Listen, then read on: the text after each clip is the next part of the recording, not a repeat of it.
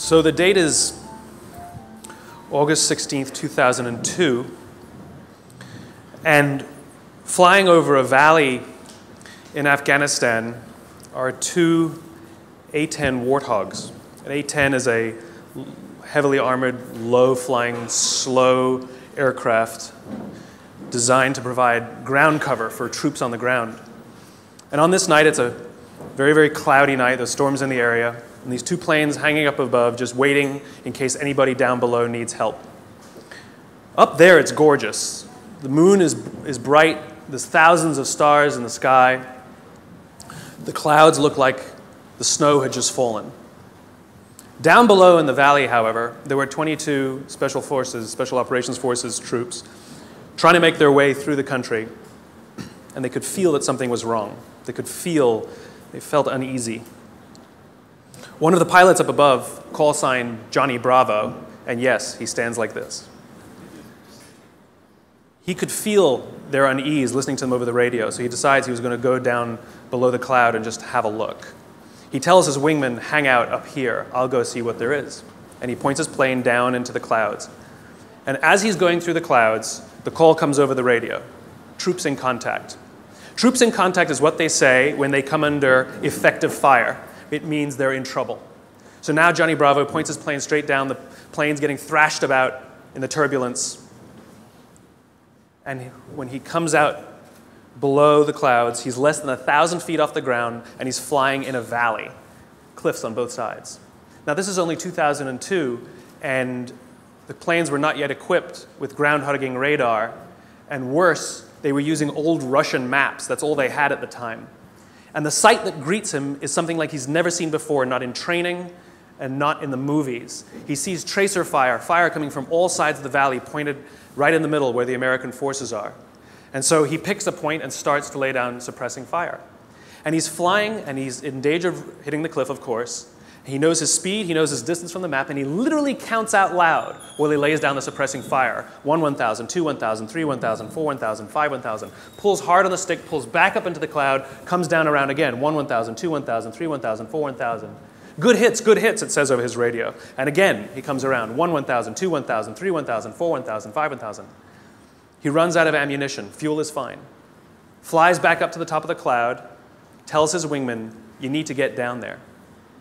His wingman isn't sure about the conditions, so the two of them fly back down together. His wingman lays down the suppressing fire, and Johnny Bravo counts as they fly 3 feet apart from each other, wing to wing. 1, 1,000, 2, 1,000, 3, 1,000, 4, 1,000, 5, 1,000, up and around again. 1, 1,000, 2, 1,000, 3, 1,000, 4, 1,000, 5, 1,000. That night, 22 Americans went home alive with 0 casualties. My question is where do people like Johnny Bravo come from? Who are they? Who would risk their lives for others so that they may survive? I asked Johnny Bravo. I asked him, why would you do it? Why would you risk your life so that others may survive? And he gave me the same answer that everybody in his position gives, because they would have done it for me. Now, if you think about it, in the military, they give medals to people who are willing to sacrifice themselves so that others may gain. In business, we give bonuses to people who are willing to sacrifice others so that we may gain. We have it backwards. Wouldn't you like to work in an organization in which you have the absolute confidence, the absolute knowledge that other people that you may or may not know who work in the same organization as you would be willing to sacrifice themselves so that you may survive? And I'm not talking about giving your life. I mean, we don't even like to give up credit, you know? So where do people like Johnny Bravo come from? Well, it's an age-old question. They're not born. They're actually made. If you look at the human animal is like a machine. There are systems inside our bodies that are trying to get us to do things that are in the interest of the survival of the human animal, right? Just like in a business, in a company, if you want people to do something, you offer them some sort of positive or negative incentive to direct the behavior, right? So if you want people to achieve a certain goal, you offer them a bonus if they achieve that goal, and they'll work towards that goal because they want the bonus. It's a very simple system. The human body works exactly the same way. It works exactly the same way. Inside our bodies are chemicals that are trying to get us to do things that are in the best interest of us. If you've ever had a feeling of happiness, pride, joy, love, fulfillment, All of these feelings that we have are chemically produced feelings. And they're produced by 4 chemicals predominantly. These are basically responsible for all of the feelings that I would generically call happiness. They are endorphins, dopamine, serotonin, and oxytocin, EDSO. These 2 chemicals, endorphins and dopamine, I like to call these the selfish chemicals because you don't really need anybody's help to get them, right? Let me tell you a little bit about what they are. Endorphins. Endorphins are designed to do one thing and one thing only: mask physical pain. That's it. That's what they do. If you're a runner, if you've ever gone and done heavy exercise, you've heard of an endorphin rush or a runner's high. Basically what's happening is when that runner's out there pushing their bodies harder than they've ever pushed before, they feel good. And when they're done with their run, they feel fantastic. And then an hour later, they're in pain for damage they caused to their muscles an hour before, right? This is what endorphins are designed to do. They're designed to mask physical pain. The caveman reason for this stuff, because this stuff is all from 50,000 years ago, understand, Homo sapien existed at the same time as other hominid species, and yet we survived and they didn't. What is it about this species that's so good at survival and thriving? Look at the world we've built. It's not just that we're smart. We're certainly not the strongest and we're certainly not the smartest. It's that we're social animals. We have to do things together. We have to look after each other, and we have to work together to ensure that we survive, that we do well. This is how we're designed, right? These chemicals are trying to make that happen. So in these caveman times, 50,000 years ago, Paleolithic era, we had to eat. We're not the strongest, we're not the fastest. But there's one thing that the human animal is made for: endurance. We could track an animal for hours and hours and hours and miles and miles and miles. And if we were tired, we'd keep going. And if we got injured or we had to bring the food back to the cave, we'd continue to do it. And it was so good, it felt so good, that maybe we'd even volunteer to go hunting the next day, just like we get addicted to exercise, right? Oh my God, it was so much fun yesterday. I will totally go hunting tomorrow, right? Good system for the survival of the group. Good system. By the way, the reason laughing feels good is because of endorphins. You're actually convulsing your internal organs, and endorphins are masking the physical pain. I'm sure everybody here has laughed so much that the endorphins eventually run out and you go, stop, stop, it hurts. Endorphins, they feel good. Dopamine. Dopamine is the feeling that you found something you're looking for, or that you accomplished something you set out to accomplish. So you know that feeling you get when you cross something off your to-do list? That's dopamine. Feels awesome. You know when you have a goal to hit and you achieve that goal, you're like, yes! You feel like you've won something, right? That's dopamine. The whole purpose of dopamine is to make sure that we get stuff done, right? The historical reason for dopamine, we would never eat if we only waited until we got hungry, because there's no guarantee that we would find food. So dopamine exists to help us go looking for food. We get dopamine when we eat, which is one of the reasons we like eating. And so when you see something that reminds you of something that feels good, we want to do the behavior that helps us get that feeling, right? So let's say you're out there going for a walk and you see an apple tree in the distance. You get a small hit of dopamine. And then what it does is it focuses us on our goals. And now we start walking towards the apple tree. And as the apple tree starts to get a little bigger, we feel like we're making progress. You get another little shot of dopamine and another little shot of dopamine until you get to the tree and you're like, yes! Okay? This is why we're told you must write down your goals. Your goals must be tangible. There's a biological reason for that. We're very, very visually oriented animals. You have to be able to see the goal for it to biologically stay focused, right? If you don't write down your goals, if you can't see your goals, it's very hard to get motivated, to get inspired. For example, think about corporate visions, right? A corporate vision has to be something we can see, right? That's why it's called a vision. You can see it, right? To be the biggest, most respected, to be the fastest growing are not visions. They're nothing, right? What does that even look like? Respected by whom? Your mother? Yourself? Your friends? Your shareholders? Who knows? What's the metric? Dunno. It's amorphous, doesn't motivate us. Just like I can't tell you, you will get a bonus if you achieve more. You're going to ask me, how much more? I'm going to say, more. Doesn't work. You need a tangible goal. You need a tangible goal, right? Here's a great vision. Martin Luther King, I have a dream that one day little black children and little white children We'll play on the playground together and hold hands together. We can imagine that. We can set our sights on that. And every time we achieve a goal and achieve a metric and achieve a milestone that makes us feel like we're making progress to the vision we can see, we keep going and going and going until we achieve something remarkable. You have to be able to see it. Dopamine. Like I said, dopamine is the feeling you get when you set out to find something you're looking for as well. I talked about the to-do list. I came home from a trip just a couple days ago, and I had a bunch of errands to run, and I wrote down a little list of things I had to do, and off I went, right?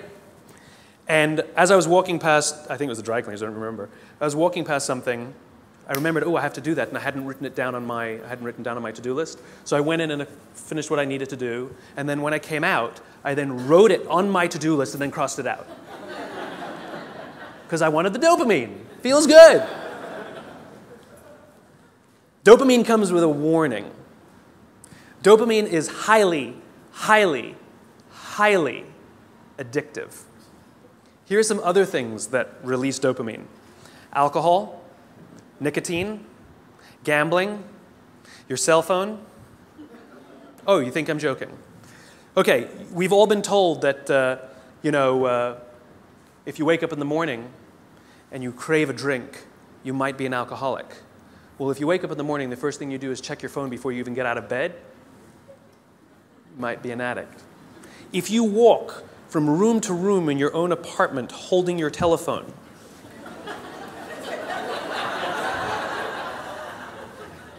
you might be an addict.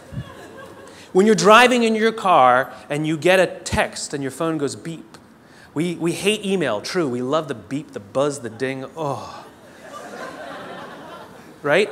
You'll be there in 10 minutes, and yet you have to look at it right now.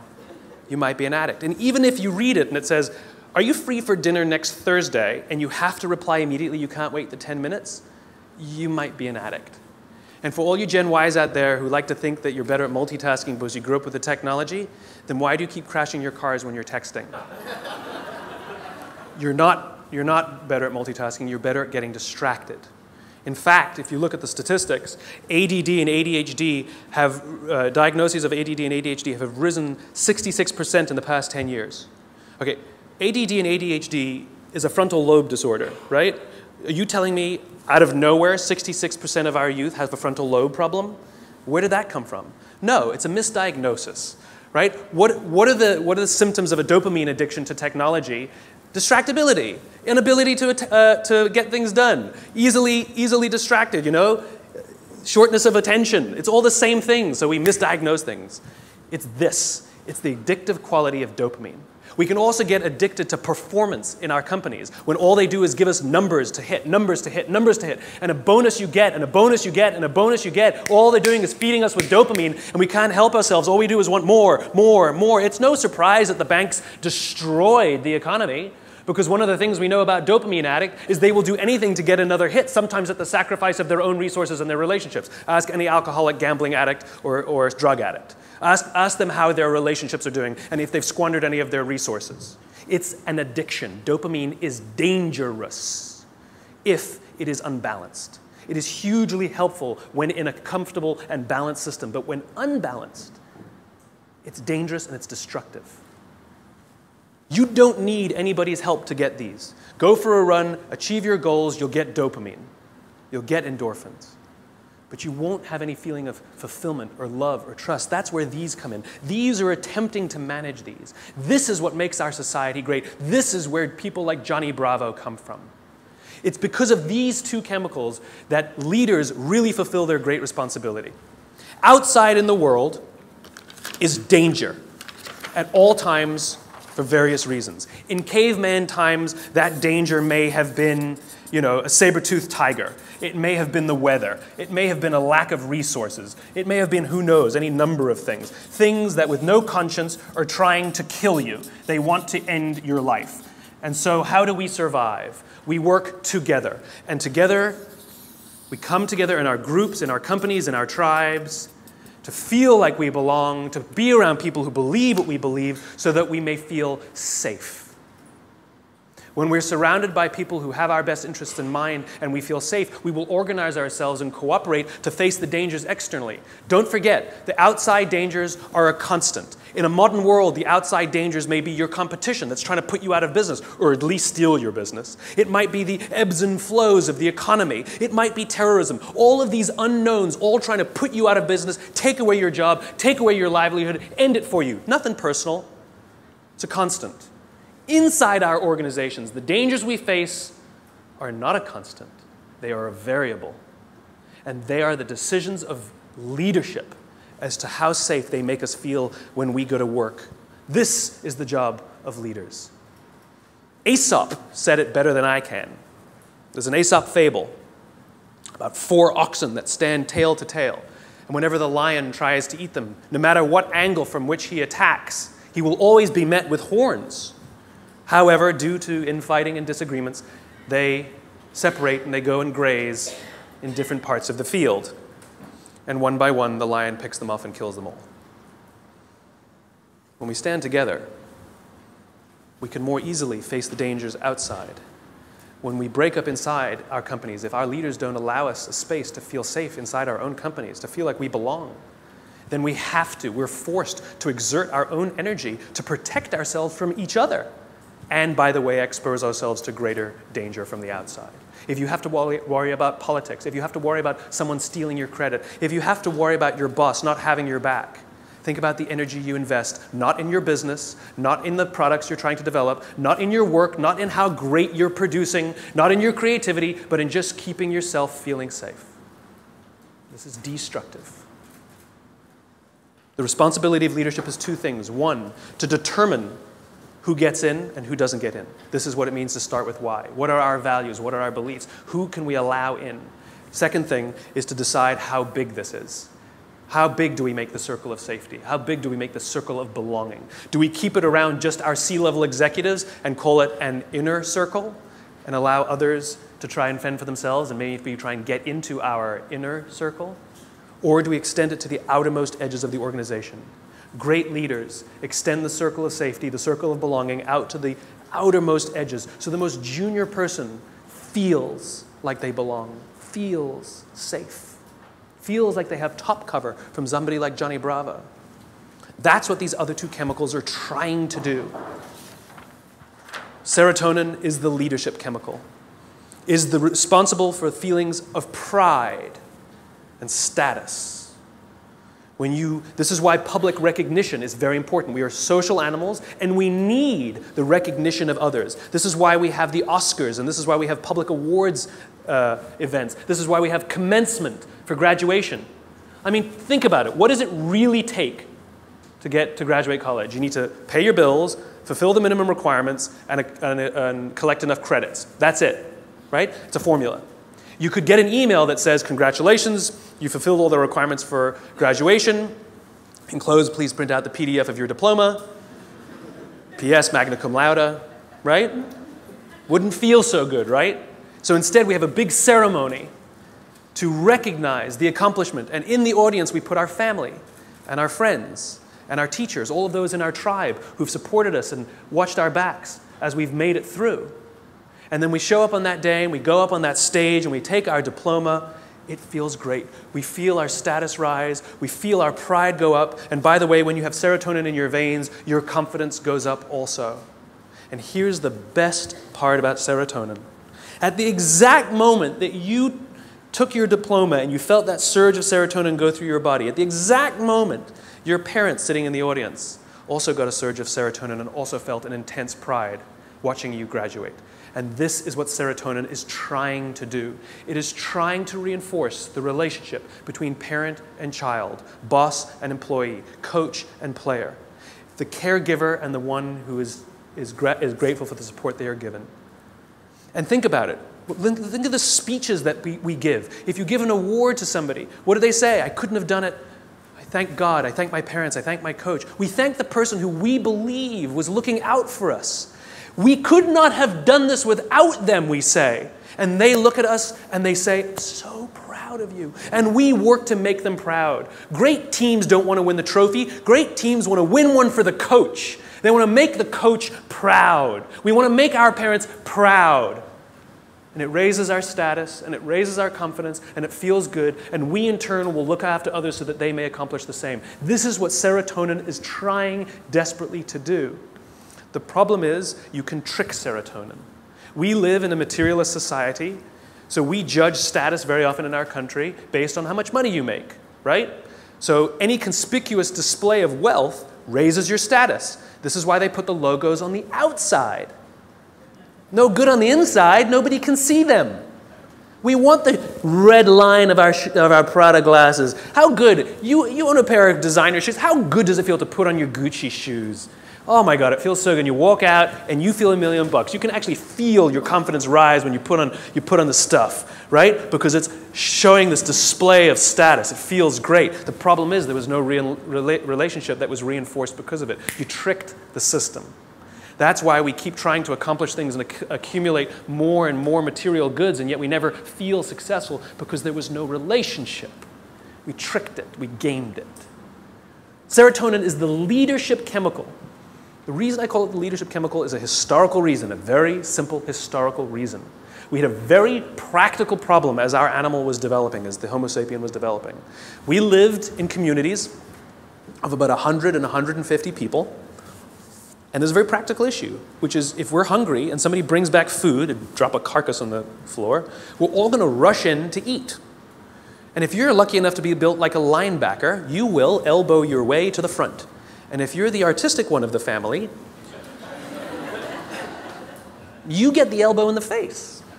Not a good system to keep the whole tribe alive, and definitely not a good system for cooperation. Because remember, the value of group living means that if I trust you and you trust me, I can fall asleep at night and trust that you will alert me to danger. If I don't trust you, I can't go to sleep at night. It's the same in our companies. If we trust each other, we will turn our backs, we will take risks, we will innovate, we will do things that will change the course of our world. If I don't trust you, I can't do that. I can't do that. There's value in group living and group working. And so if you got an elbow in the face that afternoon, odds are very high that you're not going to wake the guy who punched you if danger's there. You're just not going to do it. Bad system. And so we evolved into hierarchical animals. We're constantly assessing and judging each other, constantly arranging ourselves. Who's the alpha? Who's the dominant? Who's the one who sort of is the more dominant personality or dominant talent in the room? In caveman times, it might have been physical muscle. In a creative industry, it might be talent. In the military, it might be courage. There's no standard by which we judge alphas. It's relative to the industries we're in. And it's relative to us as well. If you've ever met someone and you were nervous while you were meeting them, you're not the alpha. We've all had the experience where we're meeting somebody and we can sense that they're nervous meeting us. You're the alpha. I'll tell you a little aside that's kind of funny.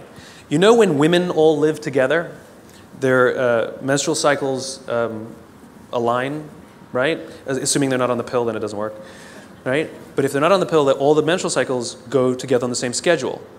It's not arbitrary. They always align with the alpha female's schedule. And the reason is because when a woman is in her menstrual cycle, she can't bear children. And so in evolutionary terms, you want the alpha male and the alpha female to do it so you can have alpha children, right? Nice, strong, strapping kids are going to survive. But if she's off the market, that produces competition. So Mother Nature has created a very clever way that when she's off the market, everyone's off the market.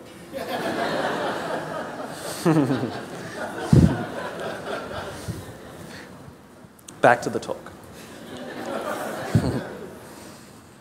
So we're constantly judging and assessing each other who's alpha, right? And what we do is when we assess that someone else is the alpha, we voluntarily take a step back and allow them to eat first. Alphas get first choice of meat and first choice of mate. Good system. Good system. The alpha gets to eat first. The rest of us may not get the best cut of meat, but we will get to eat eventually and we won't get an elbow in the face. Good system. We'll happily alert them to danger later. Good system. This is why we're constantly trying to raise our status, is because there are benefits to being the alpha. People will do things for us and step back and offer us favors, right? To this day, we're perfectly comfortable giving special treatment to our alphas. No one has a problem that your boss makes more money than you. You might think he's an ass, but you don't have a problem that he makes more money. Nobody has a problem that somebody who outranks us at work has a bigger office than us. Doesn't offend us. It is deeply ingrained in us. We happily step aside and allow our alphas first choice of meat and first choice of mate. It's good to be the king. There are advantages that come with being the alpha. You get special treatment. You get to eat first. People show you love and respect. It boosts the serotonin. You walk around like this. It boosts your confidence. It's awesome. But it comes at a cost. You see, the group is not stupid. We're not giving all of that stuff away for free. Leadership, alpha, comes at a cost. You see, we expect that when danger threatens us from the outside, that the person who's actually stronger, the person who's better fed, and the person who is actually teeming with serotonin and actually has higher confidence than the rest of us, we expect them to run towards the danger to protect us. This is what it means to be a leader. The cost of leadership is self-interest. If you're not willing to give up your perks when it matters, then you probably shouldn't get promoted. You might be an authority, but you will not be a leader. Leadership comes at a cost. You don't get to do less work when you get more senior. You have to do more work. And the more work you have to do is put yourself at risk to look after others. That is the anthropological definition of what a leader is. This is why we're so offended by these banker boys who pay themselves astronomical salaries. It has nothing to do with the number. It has to do with the fact that they have violated a deep-seated social contract. We know that they made all of that money and allowed their people to be sacrificed. In fact, they may have sacrificed their people for the money. If I told you we're going to give $150 million to Nelson Mandela, would anyone have a problem with that? Nope. $250 million to Mother Teresa. Got an issue with it? Nope. It's not the number. It's not the amount of money they make. It's that we are deeply and viscerally offended that we know that we allowed them to have this alpha position and they did not fulfill their responsibility of the alpha. They're supposed to sacrifice themselves for us. Never sacrifice us for themselves. This is why we're angry and offended and don't trust them. They fail.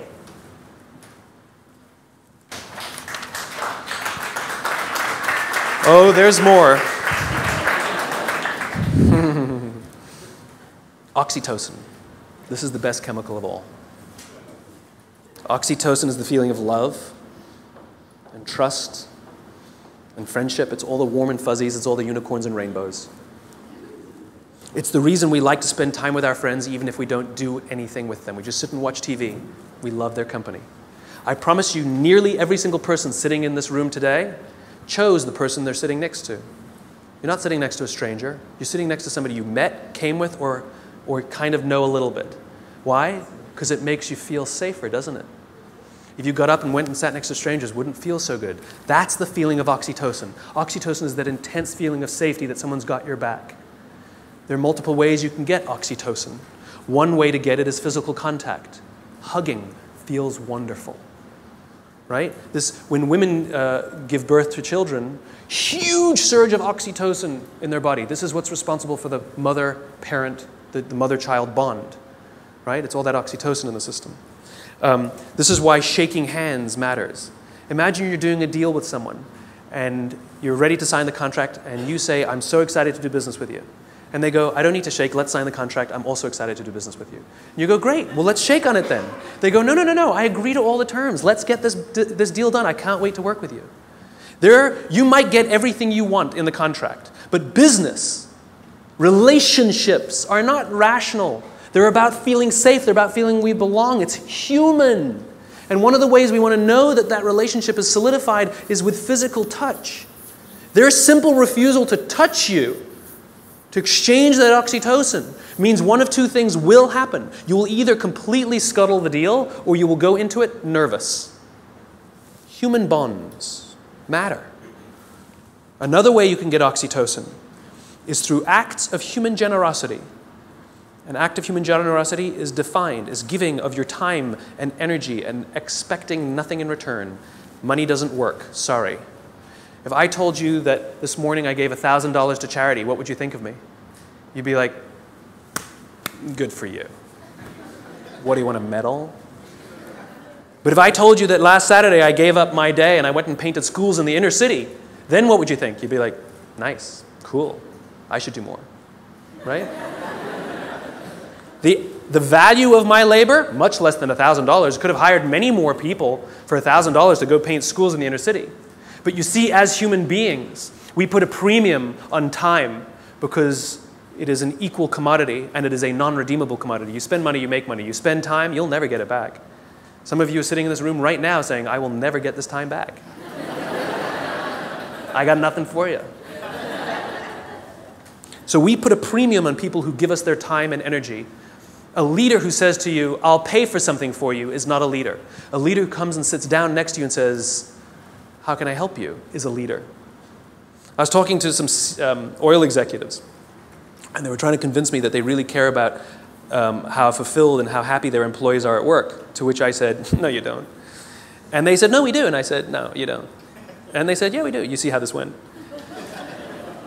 And I said, I bet you hired some high-priced consultancy to come and do a web survey about whether people like their jobs or not. And they said, well, we didn't hire a consultancy. I said, okay, so it's kind of like sending your son an email, right? Dear son, your mother and I care that you feel like a valuable part of this family. Please tell us candidly what we can do better so that you feel like you belong here because we really love you. Love, Dad. Or you go into his room, you sit on his bed, and you say, hey, son, your mom and I really care that you feel like a valuable member of this family. Please tell us candidly what we can do better because we want you to feel like you belong and we really love you. Same words, same intention, same desire. The difference is one you gave time and energy and the other one you didn't. This is the problem with email. It's too easy. It's too easy. There's no time and energy expended. It's too easy. Don't feel anything. If I come to your house for dinner and you make me a lovely dinner, the next day I send you a very nice thank you email, what a wonderful host you are. Or 3 days later, you receive a handwritten note from me with the exact same words that were written in the email. Which one makes you feel better? Handwritten note. The sentiment was the same, the words were the same. The difference is one took a little more time and a little more energy. Leaders are the ones who give us their time and give us their energy, not the ones who give us their money. It doesn't count, it doesn't work, it just biologically doesn't work. This is how you get oxytocin, doing nice things for people that require that you sacrifice a little bit of time, a little bit of energy, something you will never get back. And if you expect something in return, then you weren't really giving in the first place. You take someone out for dinner because you want them to hire you, you're not really taking them out for dinner. You want something in return. It's just a protracted transaction. It's not relationship building. It's nonsense. I was walking down the streets of New York, true story, and the guy in front of me, his backpack opened and a bunch of paper spilled out on the street. Didn't think much of it. I bent down, gathered the papers up, handed them back to him, and pointed out that his bag had opened. I did a small act of generosity for somebody. I got a small burst of oxytocin. I felt good. Also, the person on the receiving end of the act of generosity feels good. They get a shot of oxytocin. He felt good. He says thanks. I get to the end of the block, and I'm standing waiting to cross the street. And a guy who also happens to be standing waiting to cross the street turns around, true story, turns around and says to me, I saw what you did back there. That was really cool. As it turns out, witnessing acts of human generosity release oxytocin. Remember, our bodies are trying to get us to repeat behaviors that are in our best interest, and it's making us feel good when we see or do acts of human generosity so that we will do them. In fact, the more oxytocin you have in your body, the more generous you actually become. In other words, the more you do, the more you want to do. It gets better than that. Lots of oxytocin in your body inhibits addiction. It makes it very difficult to get addicted to something when you have lots of oxytocin in your body. It actually inhibits addiction. It boosts your immune system. It makes you healthier.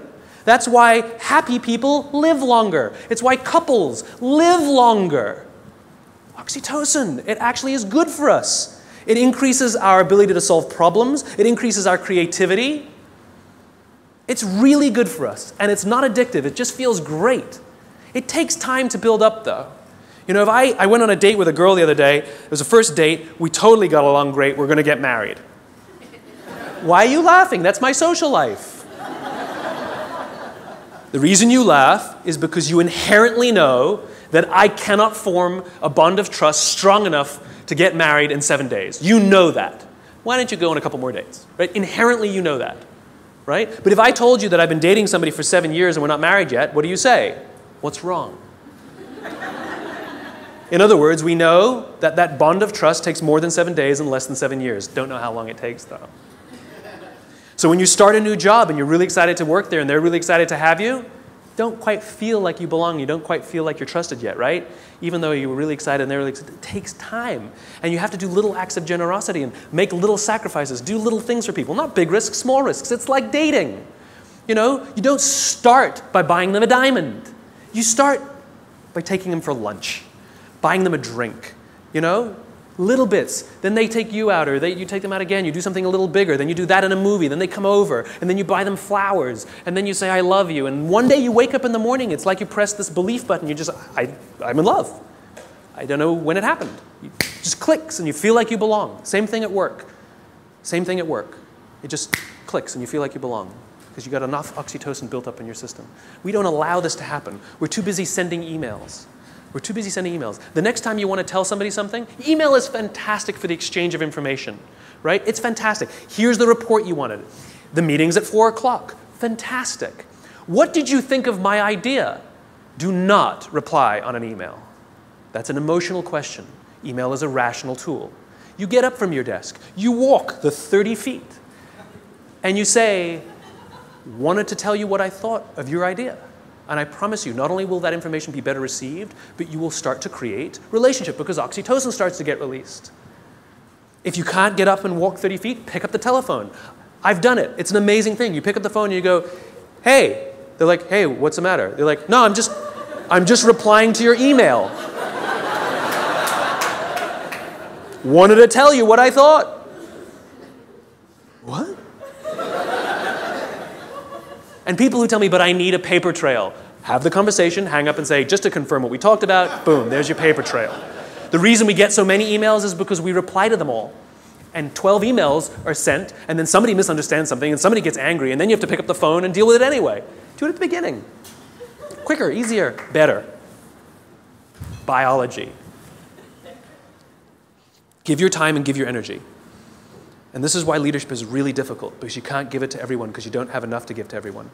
You just can't. You have to make sure that you can trust others to trust others to trust others to trust others. And this is what happens in this circle of belonging, in the circle of safety. This is what effective bureaucracy is, which is as the CEO, as the leader, or whatever your job is, you have one responsibility and one responsibility only, which is to make sure the people you know that you have physical contact with, you know their names, are confident and feel looked after, and encourage them to do the same for the ones who work beneath them, who work beneath them, who work beneath them. And when this group of people really feel safe, then they will invite in the customer to also feel safe. They will talk to these people as if they are human. I actually flew on an airline recently, and I was appalled at how I was treated. It was disgusting. It was like cattle, right? And I said something. I said, why do you treat people like cattle? And she literally said to me, I'm sorry, sir, I have to do it or I'll lose my job. What did she tell me? My organization that I work for doesn't make me feel safe. I don't feel like I belong. So I'm going to treat you like dirt to protect myself. As opposed to somebody who feels safe and says, sir, I will do everything in my power to make sure that you feel happy and good because I'm not worried. That's called a highly effective organization. There's one more chemical I haven't told you about. The big C. Cortisol. Cortisol is the feeling of stress and the feeling of anxiety. We share these chemicals with all the social mammals. And so when you see a herd of gazelle, you've all seen the documentary on Discovery or whatever, right? You see a herd of gazelle grazing, and one of them thinks they hear a rustle in the grass, and they go, head, right? That's what cortisol does. Cortisol is designed to keep us alive. It is the first stage of fight or flight. It makes us paranoid. It makes all of our senses hyper-attuned to look for danger. It injects glucose into our muscles to make us stiff and ready to go in case we need to fight or flight. It increases our heart rate like crazy, right? And it makes us start looking. It makes us paranoid to find the danger. And the cool thing about cortisol when you work in a social environment is if other people sense that you're nervous, they get nervous. So all the other gazelle go, They didn't hear anything. They just saw Steve over there get really freaked out. And so they got all freaked out. And now they all start looking for the danger. Good system. And one of them, who didn't even hear the initial rustle in the grass, sees the lion, runs, they all live another day. Good system. So that when we go to work and somebody says, I think there's going to be layoffs, all of us are like, what do you mean? Wait, we're all paranoid now. We're all freaked. I shouldn't have talked in that meeting. We start to get crazy. We start to get paranoid. Our hearts start to race. That's what cortisol does. It's trying to keep us alive. You wake up in the middle of the night, you hear a bump in the middle of the night. What's the first thing you do? You wake the person next to you. And then what do? They go, And if there's nothing there, you go and trust your eyes, right? You go looking for it. We're visual animals, right? If there's nothing there, you go like this. Cortisol leaves our body, and we relax, and our heart rate goes back down. Cortisol, to get all of that extra energy, to make us paranoid, to make us self-interested, it needs to shut down non-essential systems, because it has to get it from somewhere, right? So it shuts off things like growth. You don't need your fingernails to grow at that moment. It shuts it off. The other thing it shuts off is our immune system. Don't need it in that moment. The problem is you're not supposed to have cortisol in your system all the time. You're supposed to have it in and then gone. And when we go to work in a place that doesn't make us feel like we belong, that doesn't make us feel safe when we're at work, guess what? We got little bits of cortisol dripping in our body. Drip, drip, drip, drip. Makes us paranoid. Drip. I know my boss hates me. I know he hates me. He hates all my ideas. I know it. Drip, drip. It makes us self-interested. One of the things cortisol does, it inhibits the release of oxytocin. Biologically, if you work in a high-stress environment where you don't feel safe, you are biologically less empathetic and less generous. We don't care about each other because we're too busy trying to protect ourselves. Drip, drip, drip. Our immune systems are now compromised. Drip, drip, drip. We live in a country with some of the best medical education in the world, some of the best medical systems in the world, some of the best doctors in the world, some of the best hospitals in the world, some of the best medicines in the world. Please explain to me why diabetes is on the rise, heart disease is on the rise, some cancers are on the rise. It ain't partially hydrogenated oils. Our jobs are killing us. And the people who are responsible are the leaders. And we also know that parents who come home stressed out, their kids learn that this is what work is. That work is something that makes you short-tempered and unhappy. And so they expect it as they grow older. Worse, we know that parents who come home upset and angry, it has such a negative impact on their children that there's some studies that show that they might actually become bullies because of their unhappy parents who hate their jobs and have excessive amounts of stress. Our companies are literally killing us. So what are you going to do about it? What are you going to do about it? Leadership is not a rank. Leadership is not a position. Leadership is a decision. Leadership is a choice. It has nothing to do with your position in the organization. If you decide to look after the person to the left of you and look after the person to the right of you, you have become a leader. You've seen the movie 300, right? The Spartans, the greatest fighting force of all time. You want to know one of the things that made the Spartans great?